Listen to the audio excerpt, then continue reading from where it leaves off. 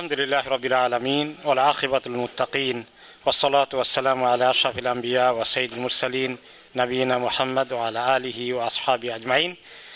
সম্মানিত দায়িত্বশীল ভাইগণ এবং শিক্ষার্থী ভাই এবং বোনেরা, আমাদের নামাজের আগে সূরা আল হুজুরাতের আমরা যেখানে থেমেছিলাম, আগামীকালকে হয়তো ইনশাআল্লাহ আবার কোরআন স্টাডির সময় আমরা কিছু কন্টিনিউ করব। এখন আমাদের ধারাবাহিক বা প্রোগ্রামের যে এজেন্ডা রয়েছে সেটা হচ্ছে দারসুল হাদিস বা হাদিস স্টাডি। এবং আপনারা দেখেছেন হাদিস স্টাডির জন্য আপনাদেরকে 40 হাদিসের 40 হাদিসের কপিটা দেওয়া হয়েছে, তাই না? সবার কাছে আছে। আমাদের এই হাদিস থেকে, এই 40 হাদিসের সিলেকশন থেকে আমরা যা কিছু চেষ্টা করব এই 2 দিনে যতটুকু পারা যায়। প্রথমত 40 হাদিস এর বিশেষ ফজিলত নিয়ে কিছু যে হাদিস আছে, 40 হাদিস মুখস্থ করলে অনেক ফায়দা আছে, জান্নাতে যাওয়া যাবে, এই হাদিসগুলো সহি না একটাও। মানে ওই হাদিসটা 40 হাদিসের ফজিলত সংক্রান্ত হাদিসটি দাঈফ। ওকে, অনেক কিতাবে বাংলায় এগুলো খুব ফজিলত সহকারে মুখস্থ করে ওগুলা খুব তাকিদ দেওয়া হয়েছে, ওই রেওয়ায়াতটা সহি নয়। তবে এই 40 হাদিস কিভাবে আসলো, তাহলে এটা একসঙ্গে আসেনি। দ্বীনের কতগুলো মৌলিক বিষয় নিয়ে সর্বসাধারণ মানুষের জন্য একটা ছোট্ট সংকলন তৈরি করার একটা ইতিহাস আছে। তো ইতিহাসটা এই আস্তে আস্তে এটা বেড়েছে এবং মেইনলি ইবনে সালাহ একজন বড় মুহাদ্দিস ছিলেন, তিনি প্রায় 25টার মতো বা 26টার মতো হাদিস জোগাড় করেছিলেন। এইগুলো একটা মৌলিক হাদিস, অনেক মূল কথা, দ্বীনের প্রিন্সিপালগুলো এখানে ঢুকানো রয়েছে। তো সেগুলোকে আস্তে আস্তে আবার কেউ কেউ আরও কিছু অ্যাড করেছেন। ইমাম নওয়াবী রহমতুল্লাহ আলাইহি 40 হাদিস তিনি 40টি করলেন, ওই ফজিলতটাকে একটু সামনে রেখেছেন। তিনিও জানেন যে হাদিসটি সহি না, কিন্তু তিনি গোটা 40 পেয়েছেন। পরে আরও 2টা যোগ করেছেন, 42টা। এরপরে এটা কন্টিনিউ করেছে ইবনে রাজাব আল হাম্বলি, 50টা বানিয়েছেন, যে খুব গুরুত্বপূর্ণ হাদিস যেগুলো সর্বসাধারণ মুসলিম সবার জানা থাকা দরকার, এটা কেউ মিস করা ঠিক না। এই কনসেপ্ট নিয়েই এই হাদিসটি 40 হাদিসের এই সিলেকশনটা আরব দেশে প্রায় বাচ্চারাও মুখস্থ করে ফেলে। যখন প্রাইমারি লেভেলে, মাক্তাব লেভেলে তারা যায়, ওখানকার যারা ট্রেডিশনাল এই নলেজটাকে ধরে রেখেছে তাদের মধ্যে 40টি হাদিসের পাঠ এটা শেখা এবং যতটুকু পারা যায় মুখস্থ করার একটা সুন্দর কালচার চলে আসছে বহুদিন থেকে, যেটা আমাদের দেশে আমরা মিস করেছি।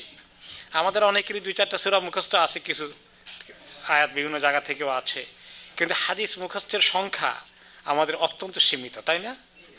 এই চর্চাটা একেবারেই কম। অথচ এটা আরেকটি ওয়াহি, এর গুরুত্ব অপরিসীম এবং হাদিসের ল্যাঙ্গুয়েজগুলো সহজ এবং কোরআনের ব্যাখ্যা। এটা কেন ডিস্টার্ব করছে? Something is wrong here. যাই হোক, আমরা এই 40 হাদিসের সময় পেলে তো দরকার ছিল যতটুকু বেশি পারা যায়, কিন্তু আমরা কয়টা সুযোগ পাবো? এটা 2টো তরিকা। একটা হবে যে খুব সময় নেওয়া, একেবারে ডিপলি যাওয়া, যেটা কেউ কেউ করে থাকেন, তাহলে তো আমরা বেশি আগাতে পারবো না। আর একটা হলো যে আমরা একটু দ্রুত গতিতে যে মোটামুটি হাদিসের সংখ্যা যে কয়টা একটু বুঝতে পারি, শিখতে পারি, সেটা আর একটু ভালো হতে পারে যে আমরা বেশ কয়েকটা হাদিস শোনার চেষ্টা করলাম। আর যদি আমরা খুব ডিপলি যাই তাহলে মাত্র 1টা 2-3টা আমরা শিখতে পারবো। এই 2টো পদ্ধতির দিকে আমার মনের ইয়ে হচ্ছে যে একটু যে কয়টা কভার করতে পারি একটু বেশির দিকে যাওয়া। Just I am convinced to it. Okay okay, জি ইনশাআল্লাহ। তো প্রথম হাদিসটি আমরা আজকে করব না, আগামীকালকে আমাদের ইনশাআল্লাহ একটা আলোচনা আছে না? কিসের দেখেন তো এজেন্ডা, প্রথম আলোচনা কি আছে আগামীকালকে? ইখলাস, তাই না? ওইটা প্রথম হাদিসটি সেখানে চলে যাবে।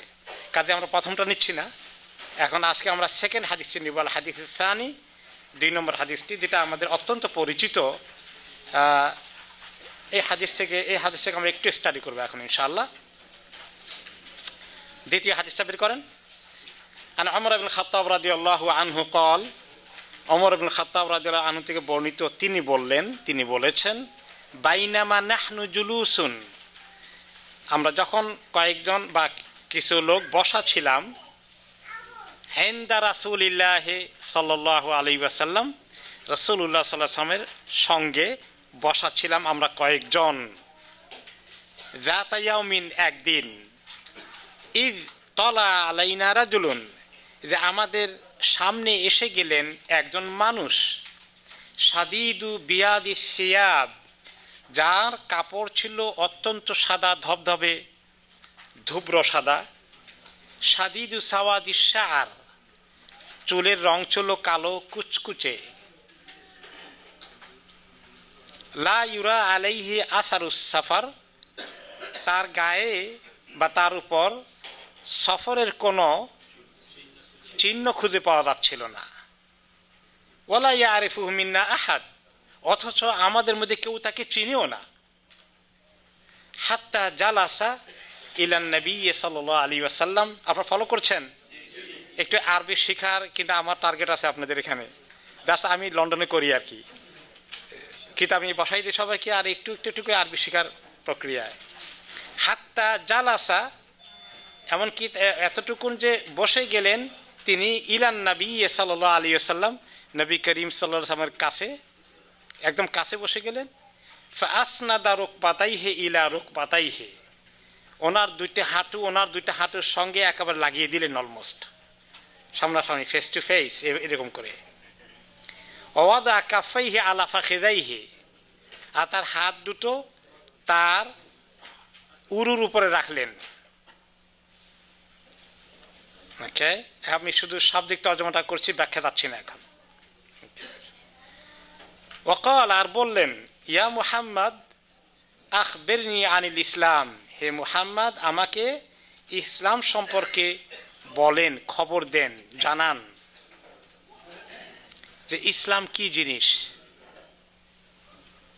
ফাকাল রাসূলুল্লাহ সাল্লাল্লাহু আলাইহি ওয়াসাল্লাম, রাসূলুল্লাহ সাল্লাল্লাহু আলাইহি ওয়াসাল্লাম বললেন, আল ইসলামু, ইসলাম হচ্ছে, আন তাশহাদা, যে তুমি সাক্ষ্য দেবে, আল্লাহ ইলাহা ইল্লাল্লাহ, আল্লাহ ছাড়া কোনো মাবুদ নেই, ও আন্না মুহাম্মাদান রাসূলুল্লাহ, আর মুহাম্মদ সাল্লাল্লাহু আলাইহি ওয়াসাল্লাম আল্লাহ তাআলার রাসূল, ও তুকিমাস সালাহ, তুমি নামাজ কায়েম করবে, ও তুতিয়াজ যাকাত, যাকাত দেবে, ও তাসুমা রমাদান, রমাদান রোজা রাখবে, ও তাহুজ্জাল বাইতা ইন ইসতাতা'তা ইলাইহি সাবিলা, তুমি আল্লাহর ঘরের হজ করবে যদি তুমি সেখানে যেতে তুমি সক্ষম হও। ক্বালা সাদাকতা, তিনি বললেন আপনি ঠিকই বলেছেন। ক্বালা, এরপর ওমর বলেন, ফাআজিবনা লাহু, আমরা আশ্চর্য হয়ে গেলাম তার কারবারটা দেখে। ইয়াসআলুহু, জিজ্ঞাসা করে, ওয়া ইসাদ্দিকুহু, আবার বলে যে ঠিক বলেছেন।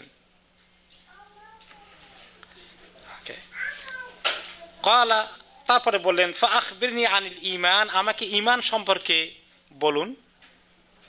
ক্বালা আন তুমিনা বিল্লাহি, তিনি বললেন যে তুমি ঈমান আনো আল্লাহর প্রতি, ওয়া মালাইকাতিহি, ফেরেশতাদের প্রতি, ওয়া কুতুবিহি, কিতাবগুলোর প্রতি, ওয়া রুসুলিহি, রাসূলগণের প্রতি, ওয়াল ইয়াউমিল আখির, আখিরাতের দিবসের প্রতি, ও তুমিনা বিল কদরি খাইরিহি ওয়া শাররিহি, আর তুমি ঈমান আনবে তাকদীরের উপরে, ভালো মন্দ উভয়টার। ক্বালা সাদাকতা, তিনি বললেন ঠিকই বলেছেন। ক্বালা ফাআখবিরনি আনিল ইহসান, অতঃপর বললেন আমাকে ইহসান সম্পর্কে বলুন। ক্বালা আন তা'বুদাল্লাহা, যে তুমি ইবাদত করবে আল্লাহর এমনভাবে, কাআন্নাকা তারাহু, যেন তুমি তাকে দেখতে পাচ্ছ। ফাইন লাম তাকুন তারাহু, তুমি যদি তাকে দেখতে পাচ্ছ এমন মনে না করতে পারো, এমন ভাবতে না পারো, ফাইন্নাহু ইয়ারাকা, তাহলে নিশ্চয়ই এতটুকু মনে করবে যে তিনি তোমাকে দেখছেন। ক্বালা সাদাকতা, তিনি বললেন ঠিকই বলেছেন। ক্বালা ফাআখবিরনি আনিস সাআহ, অতঃপর তিনি বললেন যে আমাকে কিয়ামত সম্পর্কে বলুন। ক্বালা মাল মাসউলু আনহা বিআ'লামা মিনাস সাইল, তখন তিনি বললেন যে মা মানে নয়, মাসউল জিজ্ঞাসিত, যিনি জিজ্ঞাসিত হয়েছেন তিনি বেআলামা, তিনি বেশি জানেন না, মিনাস সাইল, যিনি জিজ্ঞাসা করেছেন তার থেকে, যিনি জিজ্ঞাসা করলেন তার থেকে বেশি জানেন না যাকে জিজ্ঞাসা করা হয়েছে তিনি। দুইজনের অবস্থাই একরকম, তার মানে কেউই জানেন না কবে হবে।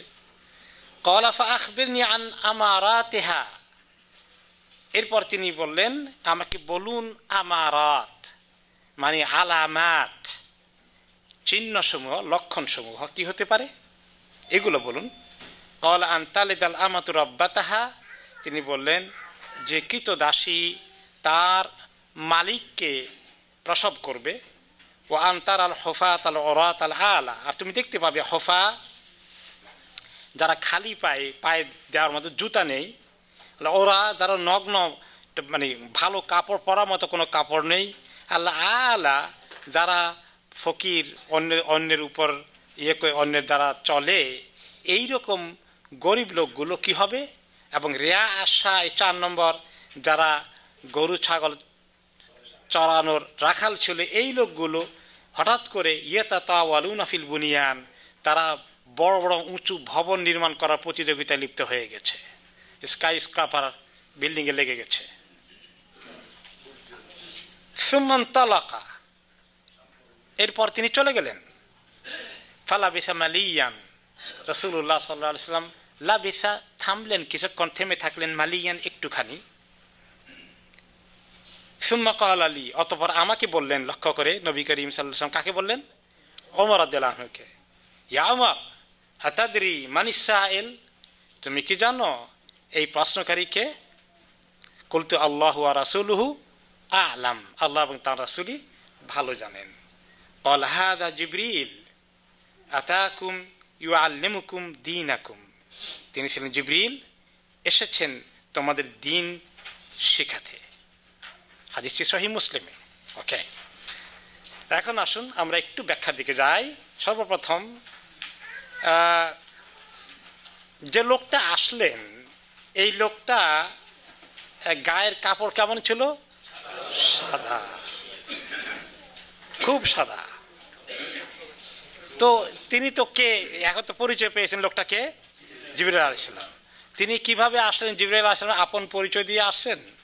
আপন শেকল দিয়ে? না, ওনার অরিজিনাল পরিচয় দিয়ে আসেননি। কেন? ভয় পেয়ে। নবী করিম সাল্লাল্লাহু আলাইহি ওয়াসাল্লাম ওনাকে দেখে ভয় পেয়ে ঘরে এসে বলেছেন জাম্মিলুনি জাম্মিলুনি, 600 পাখা সব, মানে উনি নবী করিম সাল্লাল্লাহু আলাইহি ওয়াসাল্লাম তো ঘাবড়িয়ে গেছেন এবং গায়ে জ্বর এসে গেছে, আর আমরা দেখলে তো বোধহয় মরেই যাব।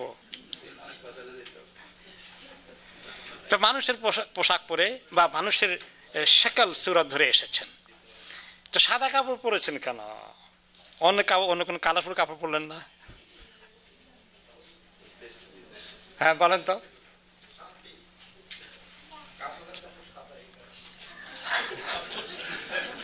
সাদা কাপড়, নবী করিম সাল্লাল্লাহু আলাইহি ওয়াসাল্লাম পুরুষদের জন্য সাদা কাপড়ের রেকমেন্ড করেছেন যে তোমাদের সাদা কাপড় পরো, তোমরা কাফিনু মাউতাকুম, তোমাদের মাইয়েদেরকে সাদা কাপড় দিয়ে দাফন করো। সাদা কাপড়টা, সাদা কাপড় বেহেশতি পোশাক এক্স্যাক্টলি নট নেসেসারিলি সবসময় সাদা হবে, বিভিন্ন রকমের থাকবে। আল্লাহু আ'লাম বিহাযা বিযাত। কিন্তু সাদা কাপড়ে আমরা দুনিয়াতেই থাকি আপাতত। নবী করিম সাল্লাল্লাহু আলাইহি ওয়াসাল্লাম নিজে বলেছেন সাদা কাপড়কে তিনি পছন্দ করেছেন এবং পরতে বলেছেন, আর মাইয়িতকেও পরাতে বলেছেন। এই জন্য আমরা দেখেন ইহরামের কাপড়টা আমরা সাদা পরি, কিন্তু সাদা জরুরি না। কেউ যদি কোনো রঙিন কাপড়ও পরে ইহরাম পরে, হয়ে যাবে ইহরাম। বাট ইট ইজ রিয়েলি অত্যন্ত চমৎকার পুরুষদের জন্য একটা মানানসই কাপড়, যেটা তিনি পছন্দ করেছেন নরমালি। যদিও নবী করিম সাল্লাল্লাহু আলাইহি ওয়াসাল্লাম মাঝে মধ্যে কালারফুল কাপড় পরেছেন, ওনার জুব্বা পরেছেন। তিনি মনে করেন যেমন চেক পরেছেন কিছুটা, বলা যায় এটাকে মাঝে মধ্যে সবুজ, মাঝে মধ্যে বোরদা যেটা বোরদা ছিল একটু হাবরা মানে হলো একটু লালচে, কিন্তু কড়া লাল না, হয়তো মেরুন কালার, এই জাতীয় মিক্স চেক ছিল। যাই হোক, এরপরে আসলো যে তিনি সাদিদ সাওয়াদি শার্ট, ওনার চুলগুলো কালো যেমন, তার অর্থ চুলগুলো কিন্তু গোছানো ছিল, তার খুব পরিপাটি হয়ে এসেছেন। এখানে আরেকটি আদব, যে আপনি যখন কোনো মজলিসে যাবেন নিজেকে একটু রিজনেবল ড্রেস পরে যাওয়া, এটাও একটা সুন্দর শিক্ষা এখানে। এরপরে এখন ওনাকে সফরের কোনো চিহ্ন নাই। কেন সফরের চিহ্ন নাই? ফেরেশতারা তো ওনাতে এত টায়ার্ড হওয়া লাগে না, হ্যাঁ তাই না? যাই হোক, এরপরে তিনি বসলেন একদম হাঁটু গেড়ে পাশাপাশি। এত কাছে বসলেন কেন?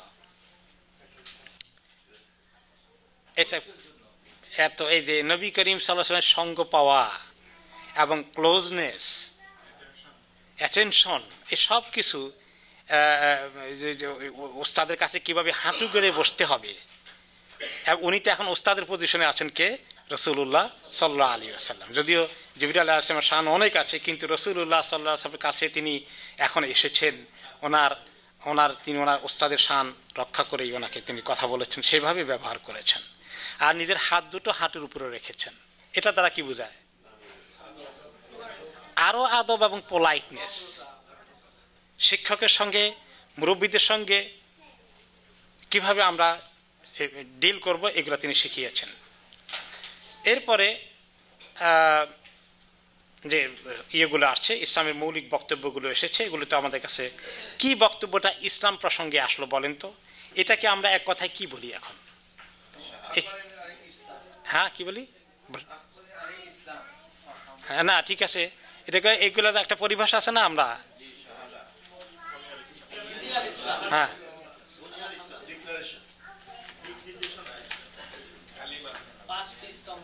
পাঁচটি স্তম্ভ না, 5 পিলার্স অফ ইসলাম না, 5 পিলার্স অফ ইসলাম একসঙ্গে। যে ইসলামের পিলার কয়টা? 5টা। এটাকে তো এটাই তো জানা কথা, 5 পিলার্স, ইসলামের মৌলিক 5টি স্তম্ভ, এইটাই তো এখানে এসেছে তাই না? আরকানুল ইসলাম, আরকানুল ইসলাম, এটা হলো মূল পরিচয়, আরকানুল ইসলাম, অ্যাবসলিউটলি পিলার্স অফ ইসলাম। আমরা বাচ্চাদেরকে শিখাবো না? এটা শেখার অর্থ হলো যে how will teach our children. আমরা সবাই শিক্ষক হওয়া লাগবে, এবং আমরা অনেক জায়গায় ইয়ংদের ক্লাস চালাবো যেখানে হয়তো ইয়ংরা নাই। আমরা এভাবে আমাদের ছেলে মেয়েদেরকে, এবং ক্লাসে দিলেও আমরা ঘরে ওদেরকে শিখাইতে পারবো। এতে বেসিক নলেজকে এভাবে শেখানো হচ্ছে সিনিয়র সাহাবীদের সামনে। সব সাহাবী কি এগুলো জানতেন না? ওমর রাদিয়াল্লাহু তাআলা জানতেন না? একদম মৌলিক বেসিক প্রশ্ন করা হয়েছে তাই না? কেন করা হয়েছে? উত্তরটা একদম লাস্ট লাইনে আছে। এরপরে তিনি সাদাকতা কেন বলেছেন তিনি জানেন, জেনেও তিনি এটা জিজ্ঞেস করেছেন কি উদ্দেশ্যে, সেটাও লাস্ট লাইনে আসবে। এরপরে দ্বিতীয় প্রশ্নটা করেছেন যেটা আন তুমিনা বিল্লাহি ওয়া মালাইকাতিহি ওয়া কুতুবিহি ওয়া রুসুলিহি ওয়াল ইয়াউমিল আখির ওয়া তুমিনা বিল কদরি খাইরিহি ওয়া শাররিহি। এইটাকে কি বলা হয়? আরকানুল ঈমান।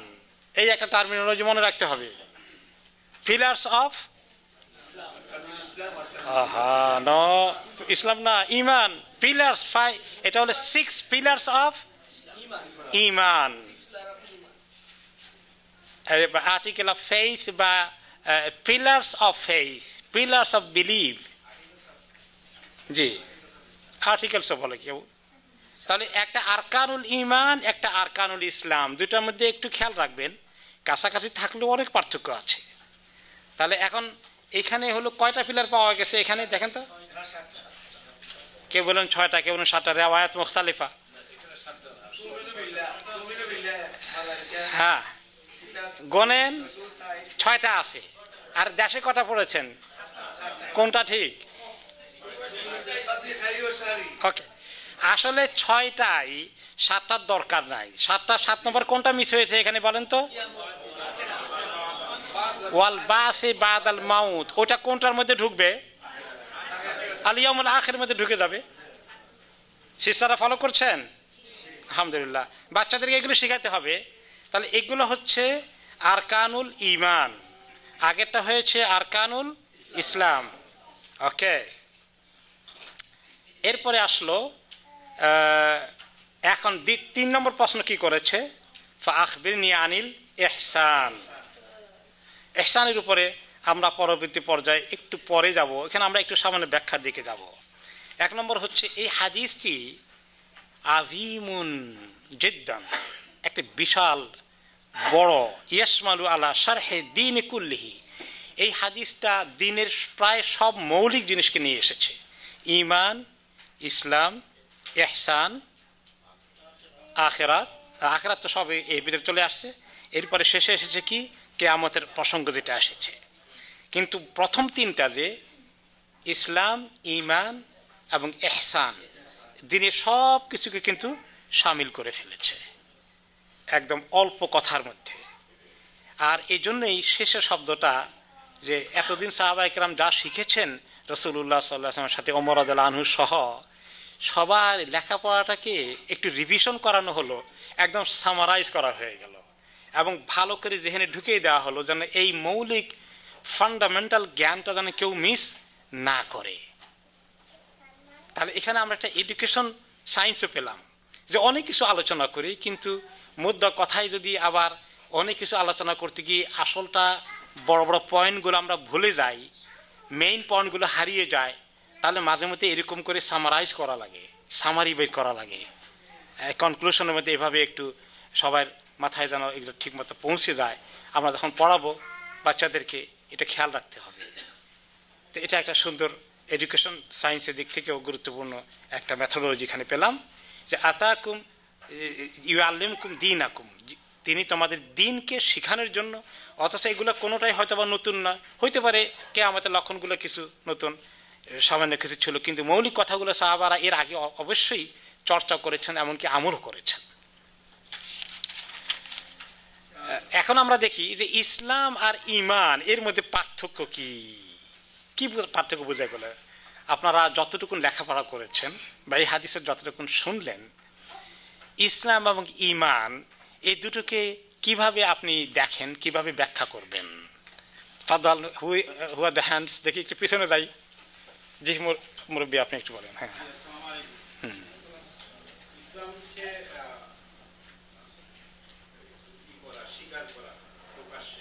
আচ্ছা,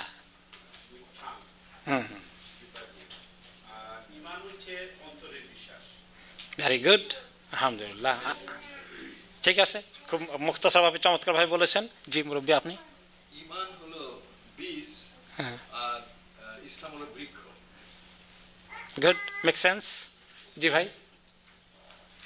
ঈমান হলো বাহ্যিক, যেটা কাজে দেখাইতে হয়, আর ঈমানটা হলো স্পিরিচুয়াল, আধ্যাত্মিক। ও, তাহলে আগেরটা আপনি বুঝতে চেয়েছেন ইসলাম, সেম লাইন। গুড নজরুল ভাই। আমি বলতে চাচ্ছিলাম যে ইসলামটা হইলো action, to show it, you have to practice it. Okay. But the other thing is your belief, which is inside. Concept. আমি যেভাবে মনে করি, কারণ এখানে তো তাই বলা হচ্ছে। Okay. যতগুলি কাজ এখানে বলা সব অ্যাকশন। ঠিক আছে, দ্যাটস ফাইন। জি ভাই, মেরুন কালার। ঈমানটা হলো যেমন এটা পানির বোতল, এটার মধ্যে ঈমান আনার কোনো প্রয়োজন নেই, এটা চোখে দেখা যাচ্ছে। যে জিনিসটা দেখা যাচ্ছে না সেটার প্রতি বিশ্বাস আনাটা এগুলো ঈমান। ওকে, ইসলাম হলো তাই। ওকে, গুড, কাছাকাছি। জি ফাদাল। ইসলামটা হলো সাম্রাজ্য আর ঈমান হলো পাসপোর্ট। মাশাআল্লাহ, অনেক এত বড় ফিলোসফিক্যাল স্টেটমেন্ট, মাশাআল্লাহ।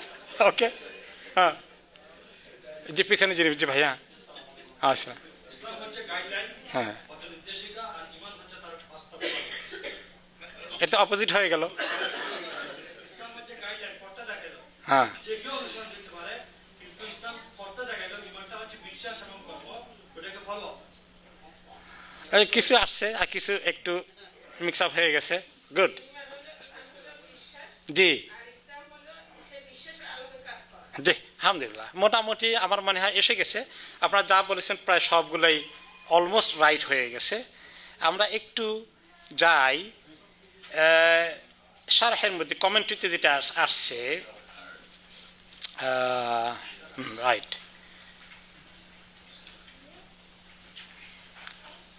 আমরা আরেকটা জিনিস থেকে যদি যাই, মনে করেন কোনটাকে আল্লাহ তাআলা বেশি গুরুত্ব দিয়েছেন, বা এই প্রসঙ্গে কোরআন এবং হাদিসে আপনাদের পড়ার মতে কোনটা আগে কোনটা পরে হবে? ওকে, রাইট, ওই ভাই।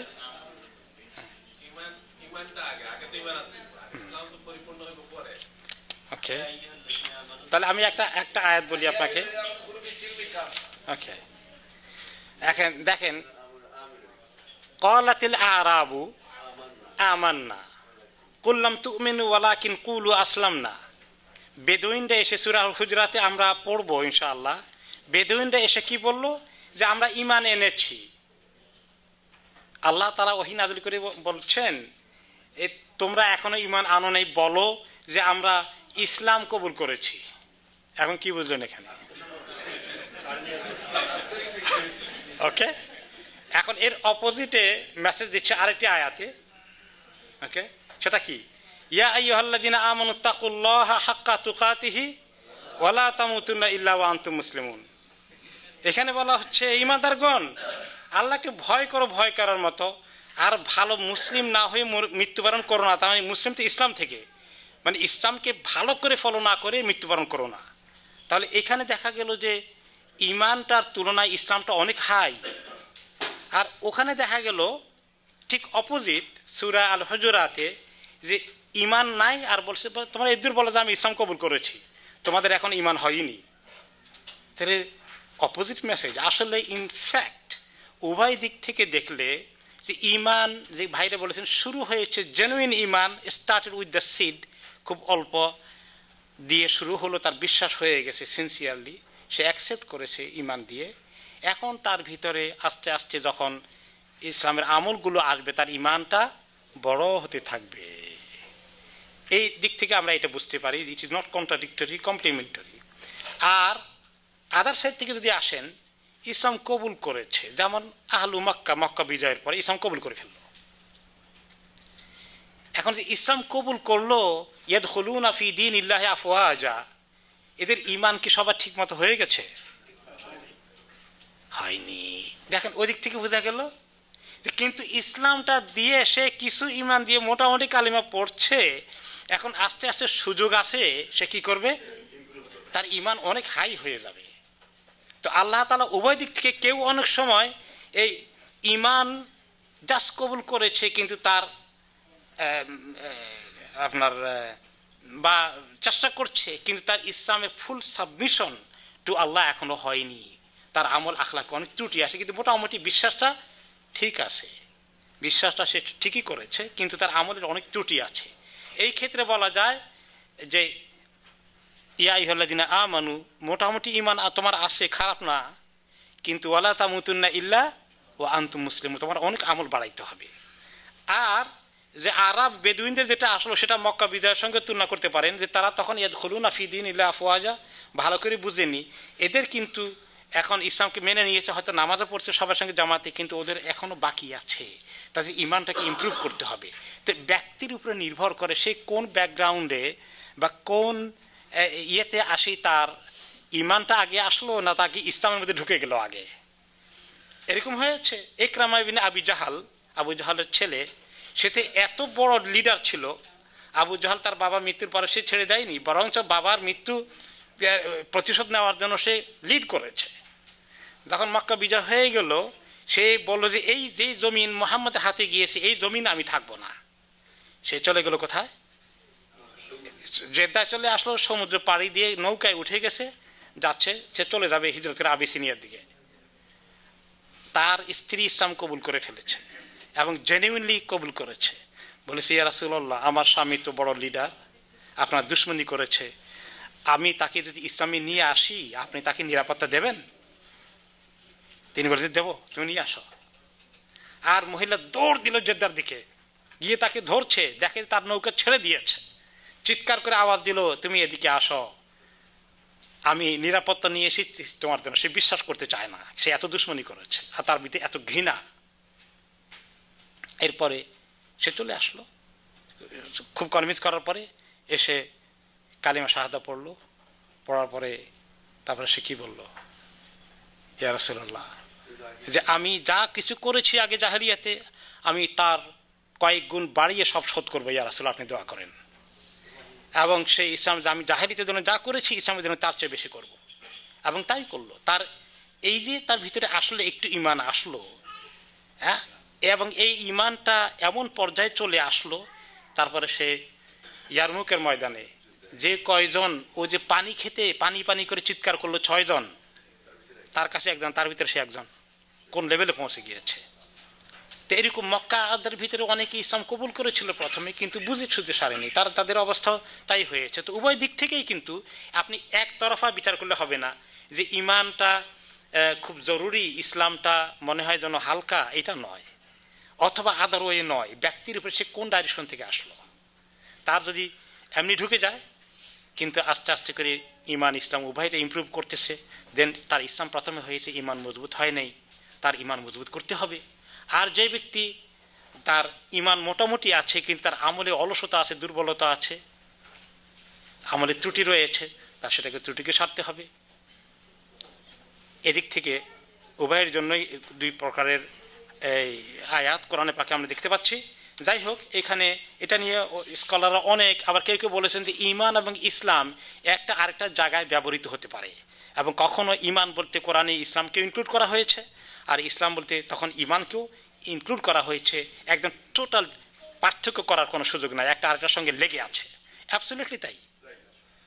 এটা হলো মূল কথা, পরিপূরক। প্রথম যে প্রশ্নটা করা হয়েছে জি, ইসলামের উপর, হ্যাঁ, এই ইসলামের উপরে ইসলামের যে 5টা স্তম্ভ, প্রথম যে স্তম্ভটা এটি তো ইমান, অ্যাবসলিউটলি এটি তো ইমান। ইমান। কিন্তু তার মানে ইমান এবং ইসলাম এই দুইটা অবিভাজ্য মুদ্রা, অবিচ্ছেদ্য, অবিচ্ছেদ্য, রাইট। একটা ছাড়া একটা, ইমানের দাবিতে যত কাজ করা হয় এগুলোই ইসলাম। কিন্তু তারপরে আমরা যখন প্রেজেন্ট করব, তখন প্রেজেন্ট করার সময় তো আগে আমাদের ইমানটা আসবে, এটা ঠিক, কিন্তু এটার সঙ্গে সঙ্গে কি আসতেছে, ইসলাম চলে আসতেছে। আর বুঝার জন্য আবার ইমানের অনেক ব্যাখ্যা আছে, ইমানের চ্যাপ্টারে সে ব্যাখ্যাগুলো করা হয়েছে 6টি পিলার দিয়ে, তাই না? আর আমলের দিক থেকে ইমানটাই 1 নম্বর, আপনি ঠিকই বলেছেন, ইসলামের মধ্যে চলে আসলো। জি, জি,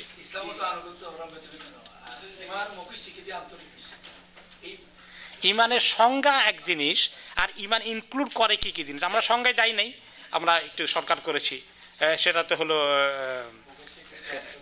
জি কাজে পরিণত, 3টাই আছে আর কি। জি মাওলানা জি ফরমান। আচ্ছা, ওয়েলকাম।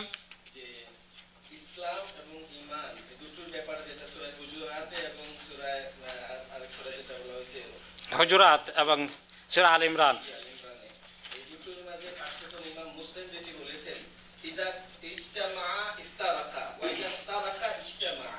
যখন ইসলাম এবং ঈমান যখন একই সাথে দুটো ব্যবহৃত হয়, একই সাথে আসে, তখন দুটো দুই অর্থ ব্যবহৃত হয়। এইজন্য ইসলামটা কেউ কেউ বলছেন মৌলিক এবং ঈমানটা তারপরে, কারণ ইসলাম হলো একরার বিল লিসান, প্রথমে ডিক্লারেশন অফ ফেথ, এই হিসাবে ওনারা বলেছেন যে প্রথম ইসলাম তারপরে ঈমান। আবার কখনো কখনো আল্লাহ সুবহানাহু ওয়া তাআলা বলেছেন ঈমানদার যারা, ইয়া আইয়ুহাল্লাযিনা আমানু আমিনু, এখানেও বলেছেন।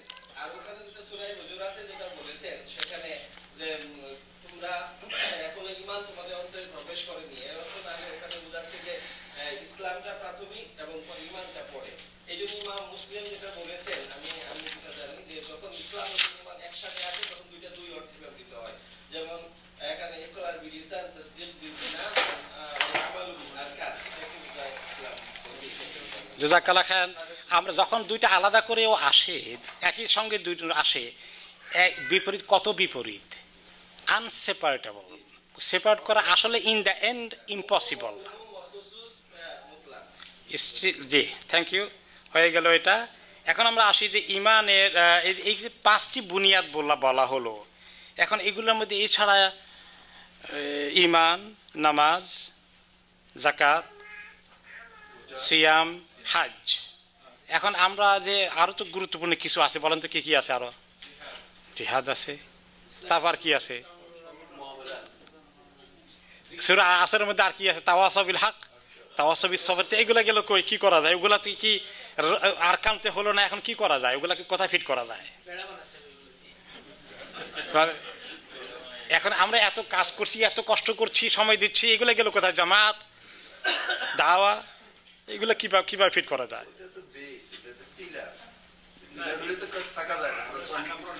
রাইট, ওকে। এখন মনে করেন সুন্দর উত্তর দিয়েছে, এটা ব্যাখ্যা করেন একটু, দাঁড়িয়ে আপনি কষ্ট করে, সবাই শুনুক। আমি হ্যাঁ, বললাম যে ইসলাম আর খামস কথাটা যে বলছে সেখানে তো 5টা পিলার, পিলারকে তো আমরা ঘর বলতে পারি না। পিলারের উপরে ছাদ লাগবে, ওয়াল লাগবে, ডেকোরেশন লাগবে, বিছানাপত্র লাগবে, তারপরে না ঘুমাবো আমরা, আর খাওয়া দাওয়ার জন্য সবকিছু লাগবে। এন্টায়ার জিনিসটা নিয়ে আসলে একটা স্ট্রাকচার নিয়ে আসলে ইসলাম। পিলারের নাম ইসলাম, এটা ছাড়া ইসলাম হবে না। এক্সেলেন্ট। এই ব্যাপারে হাদিস একটা আপনাকে হেল্প করবে, সেটা কি? রাসুল আমরে আল ইসলাম, মনে পড়ে হাদিসটা? ইসলামের একদম মূল হচ্ছে মূল, এই আমর মানে দিনের আসল জিনিস হচ্ছে, মূলটা হচ্ছে ইসলাম। আমুদুহু as-সালাহ, তার মূল আমুদ, মূল পিলারটা হচ্ছে সলাহ, as-সালাতু ইমাদুদ্দিন, আমুদুহু সালাহ। আর বাকি 4টাকে সে হাদিসে বলে নাই, ওই 4টা এখানে ঢুকে গেছে। তো মূলটা বলেছে, মূলটা কিন্তু, আর আমুদ বলতে ওখানে আসলে বোঝাচ্ছে যে খাইমা, তাবু যখন টাঙ্গায় লটকায়, তাবুর মধ্যে কয়টা বড় পিলার কয়টা থাকে? একটা। আর আবার ছোটগুলো থাকে রড টড দিয়া, ওগুলোও কিন্তু পিলার। তো নামাজটা হচ্ছে ওই বড়টা, আর ছোটগুলো হচ্ছে ওই ওই বাকি 4টাগুলো ওই লোহার মতো ওইগুলো নিচে। এরপরে ওই সেম হাদিসে বলেছে জারওয়াতু সানামিহি আল জিহাদ, এটার পিক শৃঙ্গ হচ্ছে কোনটা? জিহাদ। আর জিহাদের সঙ্গে কিন্তু আসলে জিহাদ একলা না, তার ভিতরে চলে আসে ইসলামী আন্দোলনের যাবতীয় কর্মসূচি, দাওয়া ইলাল্লাহ। কারণ জিহাদের ময়দানে গেলে আগে কি করতে হয়? দাওয়া দিতে হয়।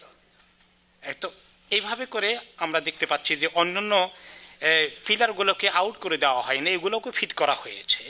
কিন্তু একটু আগে যেটা বলা হয়েছিল যে সাহাবী 10 জন আশারায়ে মুবাশশারা, বাকিদের কথা যে আসো ওদের আশারার মধ্যে রাখলে কেন, ওরা গেলেন কই? তো ওনাদেরকে অন্যভাবে ফিট করা হয়েছে। আপনি কি অ্যাড করবেন? আমি একটু চাই যে দুইটা তাওহীদের ঈমান আছে, দুইটা, একটা ঈমান মুজমাল, একটা ঈমান মুফাসসাল। মানে মুজমালে যে কথাটা বলছে যে আমানতু বিল্লাহি কামা হুয়া বিআসমাই ওয়া সিফাতি ওয়া ক্বাবিলতু জামিআ আহকামি ওয়া আরকানি, এখানে আরকান আহকামের কথা বলছে। আরকান যদি বলি তাহলে ওই যে 5টা বুনিয়াল ইসলাম আলা খামসিন শাহাদাতু আল্লা ইলাহা ইল্লাল্লাহ, আর আহকাম ওই যে যেই কথাগুলো আপনি বললেন, জিহাদ, দাওয়াত, এগুলি আহকামের মধ্যে পড়ে। Make sense. বাট এটা তো হাদিসের কোনো ওয়ার্ড না, এটা আমাদের দেশের একটা গদ বানানো হয়েছে। ওগুলাকে জোর করে মুখস্থ করানোর ইমান মুজমাল মুফাসসাল এভাবে দরকার নেই, বরং তার সাথে হাদিস মুখস্থ করলে সরাসরি ভালো হয়ে যায়। এটা নাম দিছে আবার কালিমা, কোন কোন জায়গায় ইমান মুজমাল, কোন কোন জায়গায় ইমান মুফাসসাল, কোন কোন জায়গায় কালিমা তামজিদ। তো বিভিন্ন রকমের নাম এসেছে, তার চেয়ে বরঞ্চ হাদিসকে সরাসরি পড়ে ফেললেই আমি মনে করি বেটার। জাযাকাল্লাহ খাইর, পরিপূরক। জি হ্যাঁ, প্রশিক্ষণ দেওয়া হচ্ছে মূলত এই নামাজ যখন তার টাইম হয়ে যাবে, জি ট্রেনিং দেওয়া হচ্ছে, যখন তার পুরোপুরি হয়ে যাবে, বাড়িতে চলে আসবে।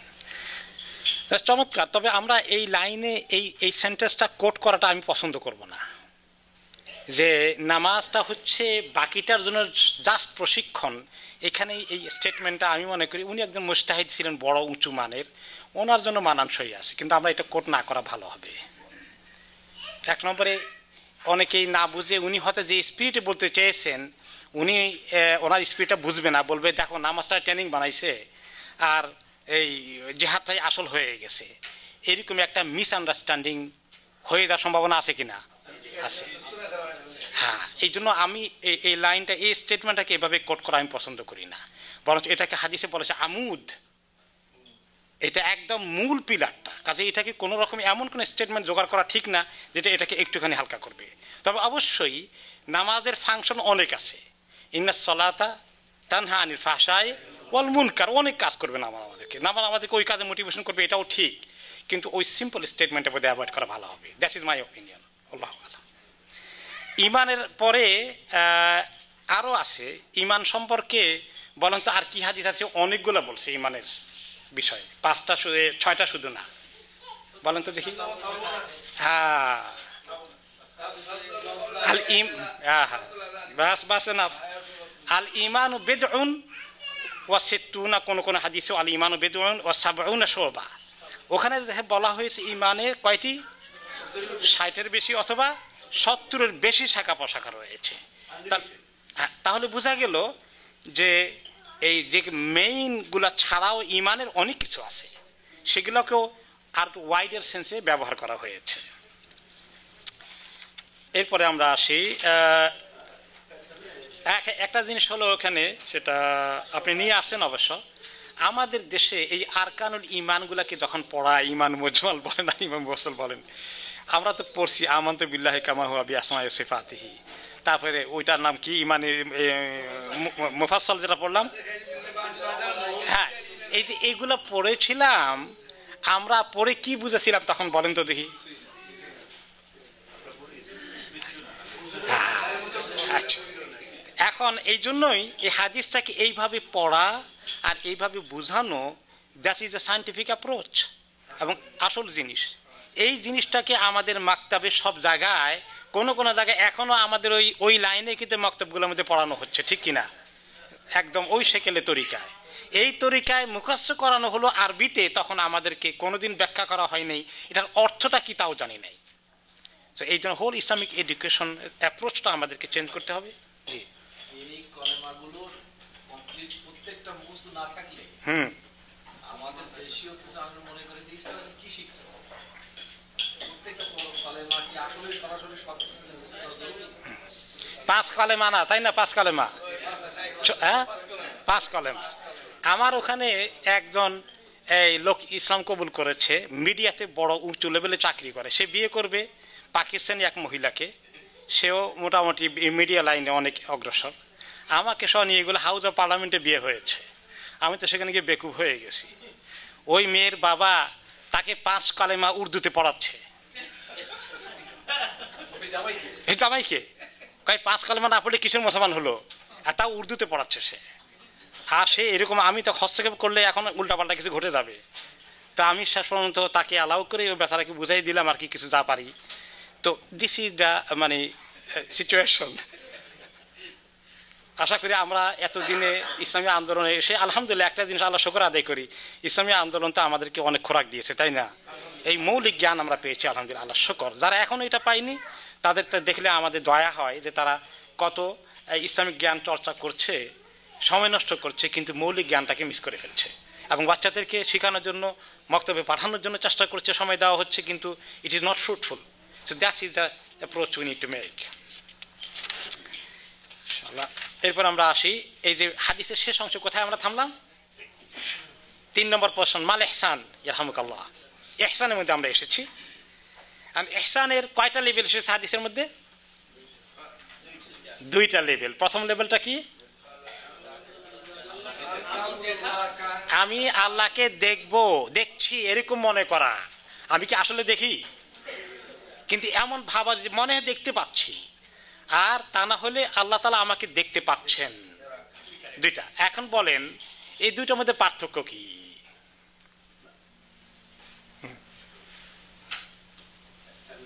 জি, আমরা তো দেখতেই পাই আল্লাহ, যদি আমরা আল্লাহকেই না দেখতে পাই ইবাদত করতে পারি, কিন্তু সেটা চোখের দেখা না, সেটা চামড়ার চোখের দেখা না। আমাকে আল্লাহকে মানতে এলে অন্তর দিয়ে দেখতে হবে, আল্লাহর সমস্ত সৃষ্টির দিকে তাকাই দিতে আল্লাহর অস্তিত্ব আমি দেখি যে আল্লাহ একজন আছে, সেই মন মানসিকতাই তো আমি ইবাদত করব। নামাজের মধ্যে তো আল্লাহ সৃষ্টির সব দিকে দেখতে পারবো না, ফিলিং দেখা, চোখ দিয়ে তো দেখতে পারি অন্তরে। ওকে, দ্যাটস ফাইন, এটা নাইস একটা ফিলোসফিক্যাল আনসার হয়েছে, দ্যাটস গুড। তবে পার্থক্য কে করবেন? সিম্পল পার্থক্য। জি, কিছু পার্থক্য তো আছে। ওকে, আল্লাহর সামনে দাঁড়ানো, আমি আপনাকে দেখছি, আপনার সামনে শিক্ষাটা শুনতে পাচ্ছেন?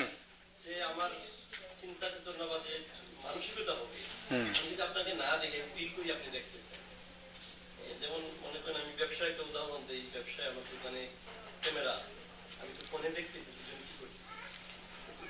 যারা কাজ করে তাদের যে অবস্থা, আমি সেখানে থাকলে অবস্থাটা একটু ভিন্ন পার্থক্য, যে আমি সরাসরি আল্লাহকে দেখতেছি, এটা যদি মনোভাব থাকে সিনসিয়ারিটিটা বেশি হবে।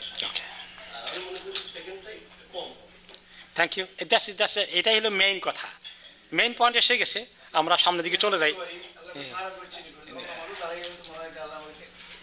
এই 2টা দেখার মধ্যে, 2টা ফিলিং এর মধ্যে অনেক পার্থক্য আছে। আল্লাহ দেখছেন এইটা যে এই লেভেলে পৌঁছে গেছে, তার নামাজটা অনেক হাই কোয়ালিটির নামাজ হবে। আর আমরা যারা দুর্বল কোয়ালিটিতে আছি আমরা চেষ্টা করি যে আল্লাহ তো আমাকে দেখছেন, যদ্দূর পারা যায় একটু ঠিক করি, তাই না? এটা আমরা একটু চেষ্টা করি এই লাইনে, কিন্তু যারা ওই লাইনে গিয়েছে আসলে এখানে দুইটা লেভেল এসেছে। আর ইমাম ইবনুল কাইয়িম রাহমাতুল্লাহ আলাইহি এই লোকটাকে আল্লাহ তাআলা এত তৌফিক দিয়েছেন, তিনি নামাজকে 5 ভাগে ভাগ করেছেন। মনে আছে? আলোচনা করেছিলাম না? কার মনে আছে? যাই যে আসছিলেন সে ভাই একটু বলেন দেখি। বল।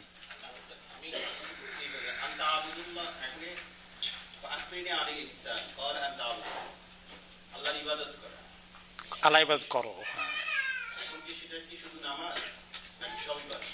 সব ইবাদত, কোনো সন্দেহ নাই, এটা শুধু নামাজ নয়। অ্যাবসলিউটলি।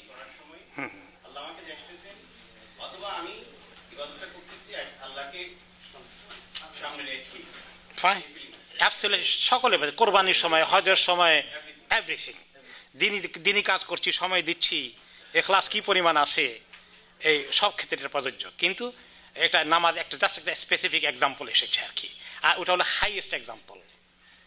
তো এবার নামাজের ক্ষেত্রে মনে আছে 5 লেভেল। দেখি দুই এক ভাইকে একটু চট করে বলে দেন, যারা আসেন তাদের টোটালি মিস করেছেন।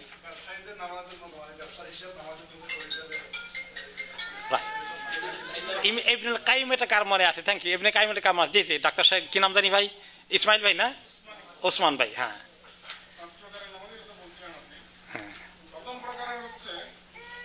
লোয়েস্ট লেভেল থেকে আসতেছেন নাকি? হ্যাঁ,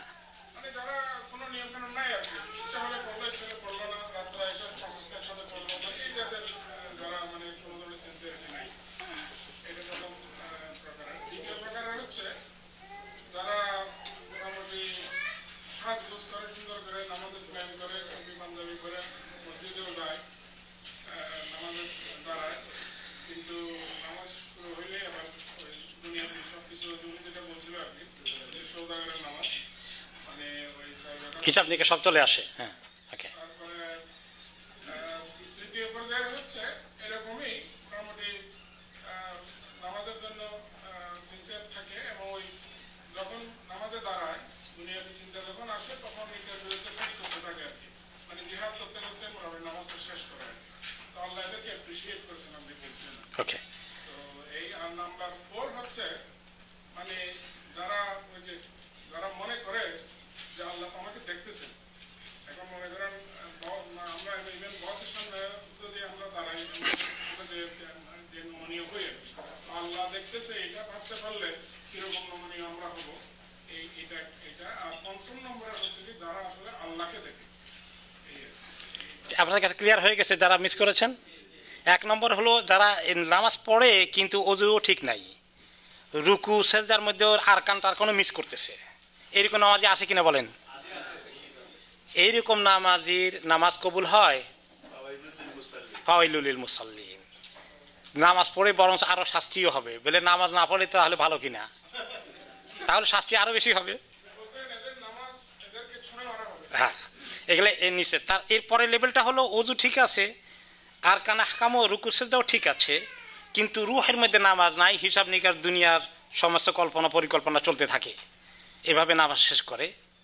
তাদের ব্যাপারে হলো যে তাদের যতটুকুন টিকবে এতটুকুনে সওয়াব পাবে, বাকিটা রিজেক্টেড, প্রত্যাখ্যাত হবে। 3 নম্বর হচ্ছে তাদের আরকান হাকাম ওযু টযু ওয়াক্ত সব ঠিক আছে, কিন্তু তাদেরকে শয়তান ধোঁকা দিতে আসে বারে বারে। ওরাও ফাইট করে, ধোঁকা আসলেই ফাইট করে, আবার চলে যায়, আবার ফাইট করে, আবার আসে, আবার ফাইট করে, সংগ্রাম করতে করতে নামাজ শেষ করে। তো আমরা বোধহয় মেজরিটি ওই ক্যাটাগরিতে পড়বো আর কি।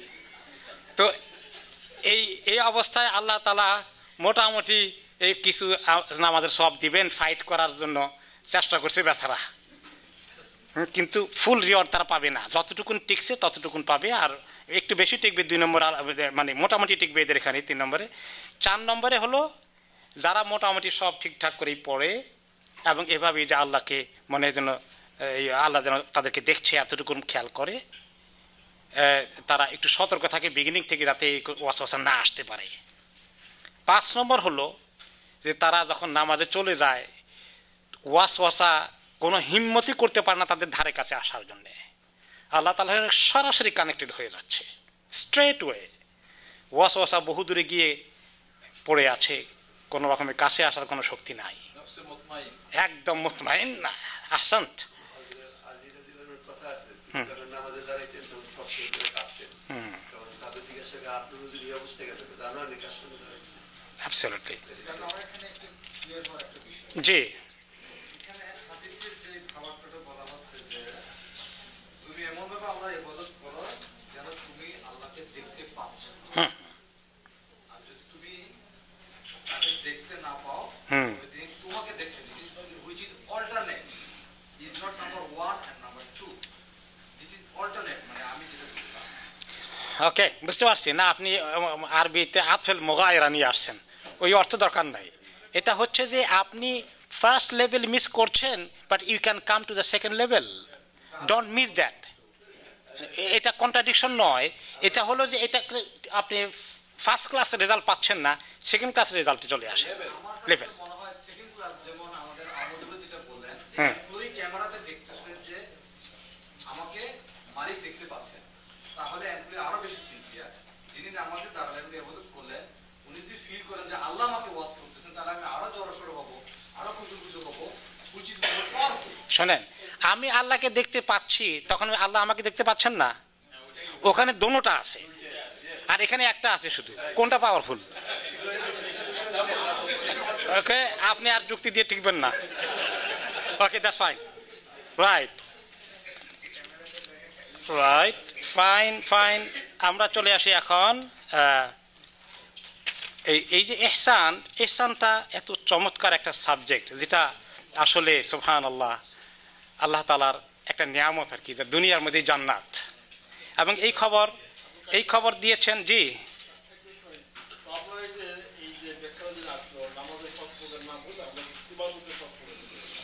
বলেন, একটু আবার বলেন।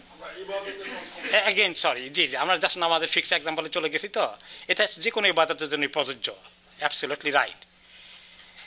মুসলিম ইবনে আবেদ রহমতুল্লাহ আলাইহি বলেছেন, মা ইয়াজিদুল মুতিউনা লিল্লাহি লাযযাতান ফিদ দুনিয়া আহলা মিনাল খালওয়াতি বিমুনাজাতি সাইয়্যিদিহিম। দুনিয়ার মধ্যে যারা আল্লাহ তাআলার সঙ্গে এই মজাটা পেয়েছে, হালাওয়াতুল ঈমান, এইটা দুনিয়ার আর কোনো জায়গায় এই মজাটা আসে কিনা বলেন? মানুষ তার নিজের একদম চূড়ান্ত চাহিদা, চাওনা পাওয়া চাওয়ার যা কিছু মানুষের ভিতরে আছে, অনেক কিছু মানুষ দুনিয়াতে এনজয় করে, ভোগ করে, ঠিক কিনা? কিন্তু এইটার যে এত নিয়ামত, এই নিয়ামতের কাছে কিছু যায় না। আর এই নিয়ামত সম্ভব হয় ইহসানের তরিকায়। আর আমরা যখন এটা মিস করতেছি, নামাজ আমাদের কাছে মাঝে মধ্যে একটু বোঝা হয়ে যায়, অথচ নামাজ হবে আরামের বিষয়। আরে হ্যাঁ ইয়া বেলাল বিসলাহ।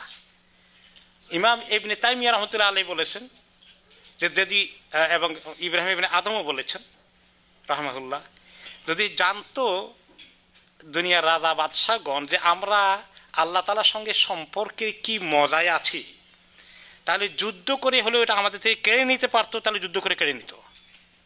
যেটা কি জিনিস, এটা আকর্ষণ, এটার মজা, এটা নিয়ামত, এটা একমাত্র আল্লাহ তাআলার সঙ্গে এই ইহসানের সম্পর্কের ভিত্তিতে প্রতিষ্ঠিত হয়। জি অনেক কোশ্চেন আছে না, আমরা নেক্সট হাদিসের বাকি অংশে দিতে হবে। আমারাত জি সেটা আপনি আজকে একটু বই বলেছেন, তারপর বিষয়টা আমাদের ক্লিয়ার না, ঠিক অর্থটা বুঝতে যে আমরা ইহসান শব্দটা যখন ব্যবহার করি, ওকে গুড, ঠিক আমরা জানলাম ইবাদতের একটা পর্যায়, ওকে কিন্তু ইহসান বলতে অনুগ্রহ, দয়া, কারো মানে গুড গুড, পাওয়ার থেকে একটু বেশি দেয়াই আমরা মনে করি এটা কোরআন থেকে এইটাই প্রমাণিত হয়। একটা আয়াত আছে, হাল জাযাউল ইহসান ইল্লাল ইহসান ওয়া আহসিনু কামা আহসানাল্লাহু ইলাইকুম। Okay, very good question. It's a very worthy question. Okay, so should I leave it for him? Sorry for that. তাহলে তো আগে বললে আর ভালো হইতো। ইহসান শব্দটি রুট কি, কোন জায়গা থেকে এসেছে? হাসান থেকে এসেছে। আর ইহসান মানে হলো কোনো জিনিস ভালো করে করা। তো এই হাদিসে আসে আল্লাহ তাআলার সঙ্গে সম্পর্কের দিকটা ভালো করে করা, চূড়ান্ত উঁচু মানে নেওয়াটা, এখানে ইহসান চলে আসছে। মানুষের সঙ্গেও ও আহসানু কামা আহসানাল্লাহু ইলাইকুম, মানুষের সঙ্গে ভালো ব্যবহার করা। এখন মানুষের সঙ্গে কিভাবে ভালো ব্যবহার করা যায়? ইদফা বিল্লাতি হিয়া আহসান।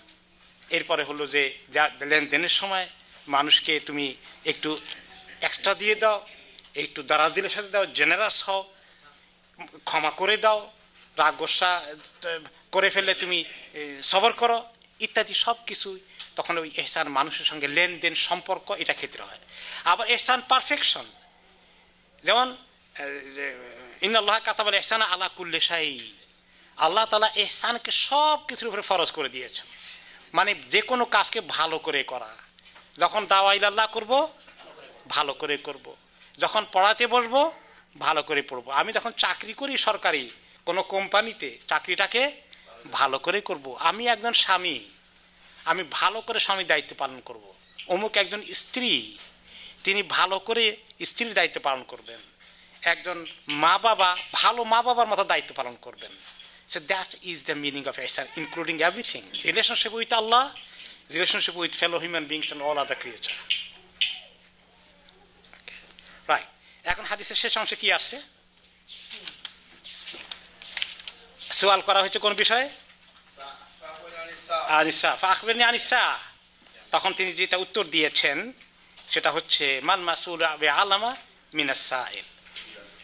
তাহলে অনেকবার জিজ্ঞেস করা হয়েছে মাতা সা ইয়া রাসূলুল্লাহ, তিনি সবসময় কোনো সময় তিনি বলেন ইন্নাল্লাহা ইনদাহু ইলমুস সাআহ, একমাত্র আল্লাহ তাআলার কাছেই ওয়া ইনাজুল গাইস ওয়া ইয়ালামু মা ফিল আরহাম, এই সমস্ত যে কাহিনীগুলো আসছে 5টি বিষয় আল্লাহ তাআলার হাতে, তার মধ্যে সেটা। তারপরে তিনি জিবরিল আলাইহিস সালাম জানতেন যে রাসূলুল্লাহ সাল্লাল্লাহু আলাইহি সাল্লাম এটার উত্তর জানেন না কবে কিয়ামত হবে, তাহলে উনি প্রশ্নটা করলেন কেন? জি,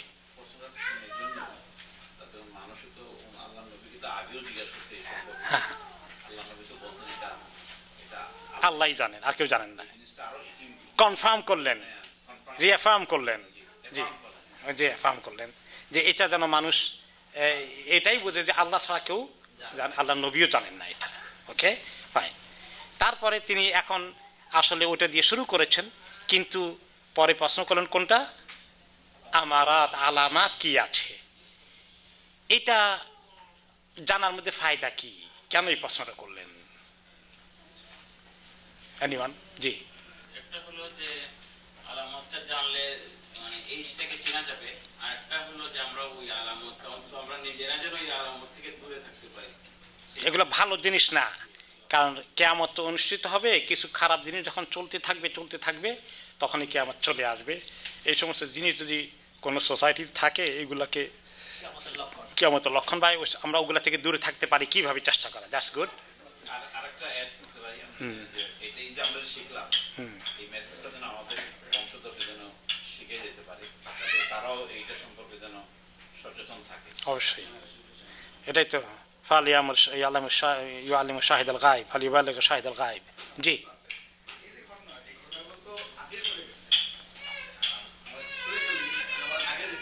হুম,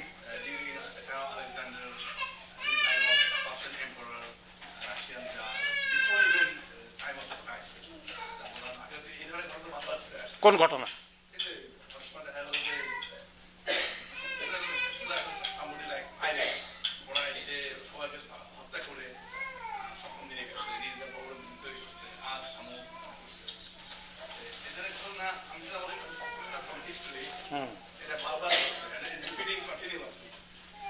ওকে, সেটা হলো যে আমরা ওই আগে সাইনগুলোতে আসি, দেখা যাক কতটুকুন হয়েছে। কিছু তো হয়েছে, কিন্তু কোন মাপে হয়েছে, কোন লেভেলে পৌঁছেছে, এটা দেখার সুযোগ আছে। ওকে, ঠিক আছে। এখন আসেন 1 নম্বরে কি বলেছে। জি, আমাদের ধ্বংসের কারণ হলো আমরা দুনিয়াদারিতে কম্পিটিশন দিচ্ছি বড় বড় বিল্ডিং বানানোর জন্য, এবং যেটা প্র্যাকটিক্যালি আমরা এখন দেখতেছি বুর্জুল খলিফা দুবাই বানানো হচ্ছে, এবং মসজিদ এইভাবে বানানো হচ্ছে, সেটা একটা অংশ। মুসলিম না বানায়, মসজিদ না বানায়, মসজিদ। Very good point. আমরা আসলে ঢুকে নেই ওটার ভিতরে। এখন নম্বরে আমরা আসি যে কি কি আলামত বলেছেন এখানে, কয়টা বলেছেন, এর আগে বলেন। প্রভুকে জন্মদেবে কৃতদাসী 1 নম্বর। 2 নম্বর, একদম নিচু পর্যায়ের লোকগুলো তারা বিশাল বিল্ডিংয়ের মালিক, অনেক ধনী হয়ে যাবে। এই দুটো এখানে বলছে, তাই না? এই দুটোর মধ্যে প্রভুকে জন্ম দিবে কৃতদাসী, এর অর্থ কি? এর অর্থ কি খেয়াল করছেন আপনারা সবাই? এর অর্থ হচ্ছে মনে করেন তার মায়ের আমাদের দেশের নিয়ম আছে, যেমন খাদের মেয়ের বিবাহ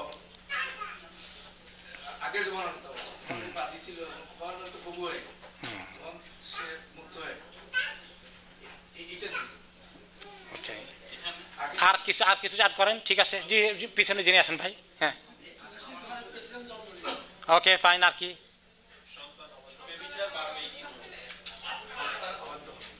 সন্তান অবাধ্য হবে, এটা অন্যতম। মানে মাকে ব্যবহার করবে কার মতো? কৃতদাসীর সঙ্গে যেভাবে আচার ব্যবহার করে বা চাকরানির সঙ্গে এরকম করবে। আবার ওটাও হবে যে একদম যারা নিচু পর্যায়ের, অর্থাৎ যাদের কিছুই ছিল না, তারা হঠাৎ করে বড় কিছু হয়ে গিয়ে এবং পৃথিবীর গোটা সিস্টেমটাই লন্ডভন্ড হয়ে যাবে। বিপর্যয় সৃষ্টি হবে কিভাবে? গ্র্যাজুয়ালি মানুষ যখন আস্তে আস্তে বড় হয় তখন তার হুঁশ জ্ঞান কাজ করে, হি ডাজ স্লোলি, কিন্তু করাপশন থেকে শুরু করে এভরিথিং, একটা সোসাইটি একদম কত খারাপ লোক নেতৃত্ব পর্যায়ে পৌঁছে সোসাইটি কোন পর্যায়ে চলে যায়, এটার প্রমাণ দেখতে হলে কোন দেশে যেতে হবে? মনে হলো যে হাদিসটা আমাদের জন্য এই জমানার জন্য একজাক্টলি বলা হয়েছে। সুবহানাল্লাহ। ওকে, জি ভাই। আমার একটা হাদিস, অন্য একটা হাদিসে রাসূল সাল্লাল্লাহু আলাইহি ওয়াসাল্লাম বলছেন যে কিয়ামতের 8টা বড় নিদর্শন। এখানে যে নিদর্শনগুলো, গুড, এগুলো ছোট নিদর্শন হিসেবে বলা হয়েছে। ওকে, এই ওইগুলো কেন এখানে আসে নাই বা? ওকে, রাইট, ভেরি গুড কোয়েশ্চন। বড় বড় কিয়ামত, কয়েকটা ঘটনা না ঘটলে কিয়ামত হবে না। কয়টা বড় ঘটনা? উনি বলেছেন 8টা 10টা, খবর বেশি এসেছে। ওইগুলো হলো বড় ঘটনা, ওইগুলো না বলে ছোটগুলো বললেন কেন? এটার উত্তর কে দিবেন? এই প্রেক্ষাপটে এই সময় জিবরিল আমিন বলছেন যে সময় হয় নাই। জি হ্যাঁ,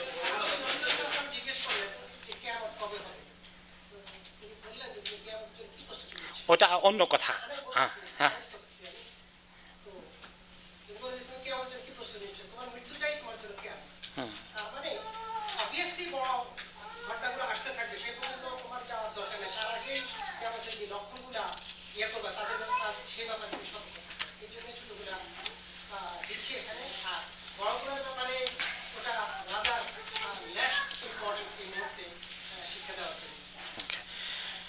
মূল কথা হচ্ছে যে বড়গুলা যেগুলো ঘটবে ওগুলো পৃথিবী শেষ হয়ে যাবে, তখন শেষের মাথায় চলে আসছে, তখন রিভার্স করারও আর কোনো সুযোগও নাই, সব শেষ, দিনও নাই, তখন দিনও থাকছে না, চলে যাচ্ছে।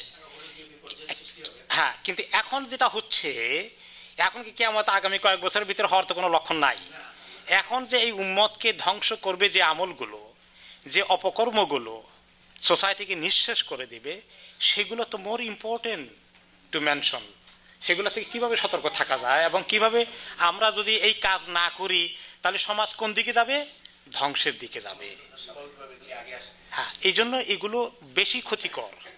এগুলাকে যদিও বলা হয়েছে আল আলামাতুস সোগরা, ছোট কিয়ামত, ছোট লক্ষণ, আর ওগুলোকে বলা হয়েছে আল আলামাতুল কোবরা, কিন্তু এগুলো আমাদের দিনের জন্য ক্ষতিকর অনেক বেশি। ওগুলো তো চলে আসবে, কিছু কিছু আসবে, তখন আর শুধু কাফেররা থাকবে, কোনো মুসলমানও নাই। হ্যাঁ, তখন তো শেষ প্রান্তে চলে এসেছে। এই জন্য এগুলো এখন থেকে যেগুলো আসবে সেগুলোর ব্যাপারে সতর্ক। জি,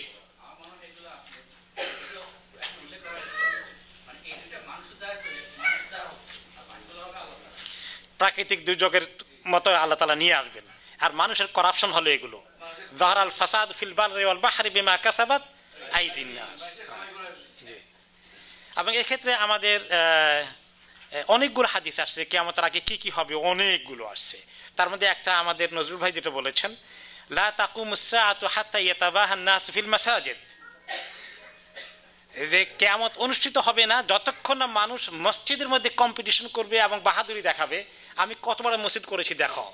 একটা মসজিদের পিছনে মিলিয়ন বিলিয়ন ডলার বা পাউন্ড খরচ করে বিশাল করে, মালয়েশিয়ায় আমি মসজিদে শাহ আলমে নামাজ পড়তে গিয়েছি, অনেক আগের কথা, সুবহানাল্লাহ, মানে মাত্র 10,000 লোক নামাজ পড়তে পারে, এই 1-200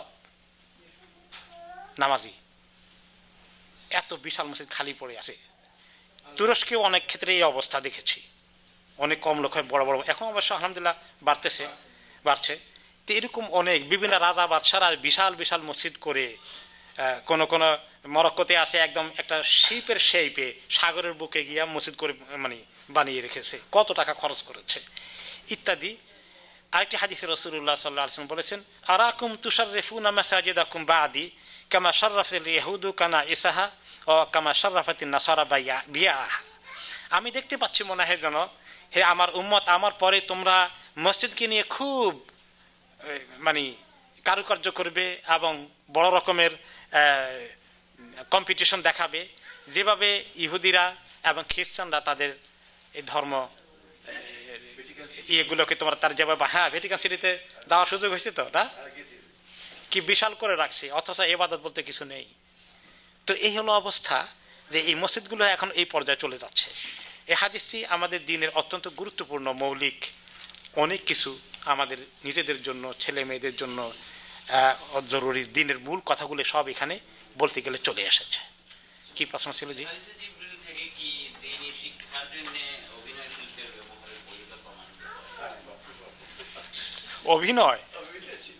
অভিনয়টা কিভাবে করবেন, কোন লাইনে? ও না, ওলামায়ে কেরামের বক্তব্য হচ্ছে নবীদের, ফেরেশতাদের, এমনকি সাহাবীদের ব্যাপারেও কোনো ধরনের এইরকম করা যাবে না, তাদের অ্যাক্ট করা যাবে না। কি মনে করেছে? আমরাই যে অভিনয় করি অন্য কিছু, নবী রাসূল ছাড়াও আমরা অনেক সময় জিনিসকে মানুষের সামনে দেখানোর জন্য সাধারণ নাটকের মতো কিছু করা, এই ক্ষেত্রে মনে করেন কিছু একদম কমপ্লিটলি নিষেধ নয়, তবে কিছু যে সত্যকে মিথ্যা প্রমাণ করা, মহিলা পুরুষ সাজা, পুরুষ মহিলা সাজা, এগুলোর ব্যাপারে রেস্ট্রিকশন আছে। ওকে, থ্যাংক ইউ, বারাকাল্লাহ ফিক। উইথ কোয়েশ্চন না উইদাউট কোয়েশ্চন? ওকে, তার মানে হয়ে গেছে। এখন আমরা যে গতিতে চলছি, একটা হাদিসে শেষ করলাম আজকে, গতি আমাদের বেশি ভালো না। তা আমি জানি আপনাদের মাশাআল্লাহ কন্ট্রিবিউট করতে মনে চায়, তো আমরা একটু লিমিট করা লাগে, সবাইকে সুযোগ দিতে পারি না, এই জন্যে আর কিছু কিছু আমরা নিতে হয়। তো যাই হোক, আলহামদুলিল্লাহ আমার সময় যেহেতু শেষ হয়ে আসছে, দুই একটা জরুরি কার হাত আছে দেখি, অন্য হাদিসে যেতে পারবো না আমরা, হাত থাকলে দুই একটা নিয়ে নেই। জি জি,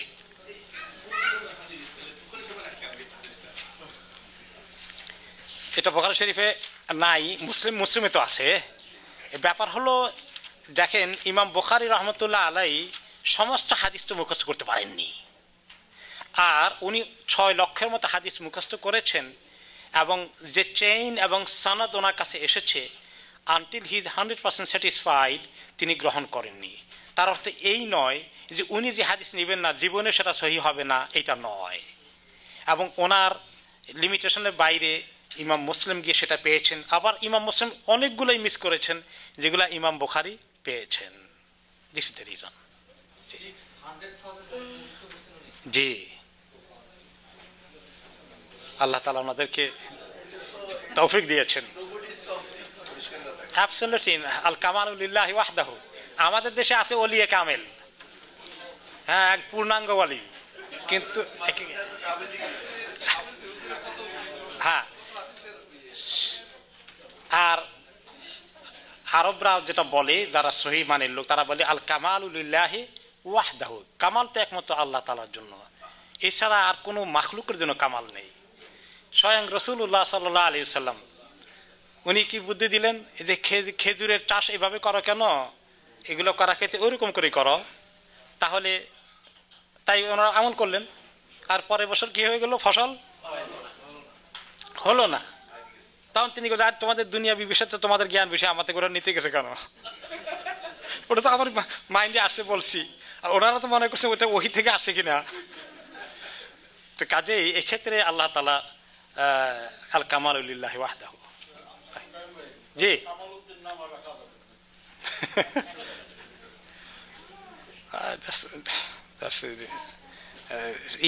কামালউদ্দিন, দিনের কামাল, এটা দিনের কামাল যদি কোনো অর্থে আসে,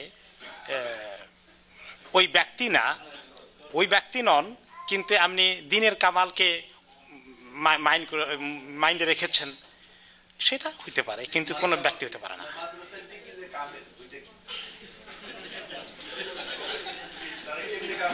কামেল, সেটাই একটা কিছু হলো যে দেখেন এগুলো কিছু শব্দকে যখন ব্যবহার করেছে, এটাকে যদি ওই সেন্সে না নেয় যে পুরো পরিপূর্ণ কামিল, আমরা এটাকে একটা উসুল আছে লা মুশাহাতা ফিল ইসতিলাহ, মানুষ যদি একটা টার্মিনোলজি বানায় এবং তার একটা ডেফিনিশন ঠিক করে, এই ডেফিনিশনটা যদি কন্ট্রাডিকশন না হয় কোনো কিছুর সাথে, তাহলে ইটস মে বি অ্যাকসেপ্টেবল। যেমন আপনি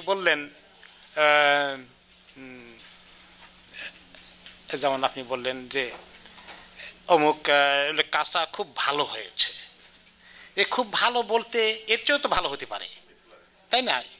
মোটামুটি আপনার কাছে ভালো লেগেছে, এর চেয়ে ভালো আছে, তার চেয়ে ভালো হতে পারে। ও ফাউকা কুল্লি, উনি অনেক জ্ঞানী মানুষ, এটা বলতে পারেন আপনি। কিন্তু ফাউকা কুল্লি দি আলমিন আলিম, ওনার চেয়ে আরো অনেক বড় জ্ঞানী আছে, আল্লাহ সবচেয়ে বেশি জ্ঞানী। তো ওই সেন্সে মেবি, তবে আপনার সঙ্গে আমি একমত, এটা আরব দেশে শুনলেও হাসে, কামেল কি জিনিস। ওকে, তাই খালাস। জি জি জি, হ্যাঁ বলছেন যে কালেমার কথা প্রসঙ্গে আপনাদের বাদেশে থেকে আসছে, এটা ইতিহাস আপনি জানেন না, বাইরে থেকে আসলো ছেলে মেয়েদেরকে বাচ্চাদেরকে বাংলাদেশে পড়ানো জি সিস্টেম ওয়াইজ 5টা কালাম পড়ানো তারপরে মানুষ শিখে যায়। যদি এদেরকে এই পদ্ধতির বাইরে শেখানো হয়, কোন পদ্ধতি শেখানো এবং এটা আসলো কোথা? ওকে, আসলো কোত্থেকে সেটা বললে, নাওয়াইতু আন উসাল্লি লিল্লাহি তাআলা কোত্থেকে আসছে, কোন হাদিসে নাই। এরকম অনেক কিছু আমাদের সমাজে চলে এসছে। এখন আমরা তো আস্তে আস্তে শিখছি, শিখাতে হবে। এই যে মনে করেন আপনি কালিমা ওগুলো না পড়ে যদি এইভাবে হাদিসগুলো পড়ান, আর যে কালিমাগুলোর কথা আসছে লা ইলাহা ইল্লাল্লাহু ওয়াহদাহু লা শারীকা লাহু লাহুল মুলকু ওয়া লাহুল হামদু, এগুলো শিখান। তো এগুলো আমরা শিখাই। আসল হলো ওদেরকে বোঝানো ঈমান কি জিনিস, আরকান কি কি, ফেরেশতাদের প্রতি ঈমানের অর্থ কি, তাকদীরের প্রতি ঈমানের অর্থ কি, এগুলো তো অনেক ব্যাখ্যার দাবিদার না। মৌলিকভাবে তো বলতে পারি যে দেখো ফয়সালা আল্লাহর কাছ থেকে হয়। তো এই সমস্ত জিনিসগুলো আমরা মিস করেছি। পদ্ধতি হলো এই যে এই যে আরকানুল ঈমানগুলো আমরা এখন পড়লাম, এইগুলাকে তর্জমা করে এই হাদিস থেকে সরাসরি তাদেরকে শেখানো। এই জন্যই তো বললাম যে আরব দেশে এই 40 হাদিস পড়ায়, যাদেরকে আমরা এই কালিমা শিখাতে গিয়েছি। সো এই পদ্ধতিতে আমাদেরকে আসতে হবে। আমি তো অবশ্য কোনো রেডিমেড পদ্ধতি প্রেজেন্ট করছি না, but idea we are getting, আমরা এইভাবে আস্তে আস্তে ইন্ট্রোডিউস করতে পারি। এখন এখানে আপনারা এসে দেখেছেন আরবরা অন্যান্যরা মিলে যতটুকু ইমপ্রুভ হয়েছে, ইসলামিক লার্নিং অ্যান্ড টিচিং যথেষ্ট ইমপ্রুভ হয়েছে না, এখানে যথেষ্ট বেটার নয় কি এটা? That's the way we can introduce.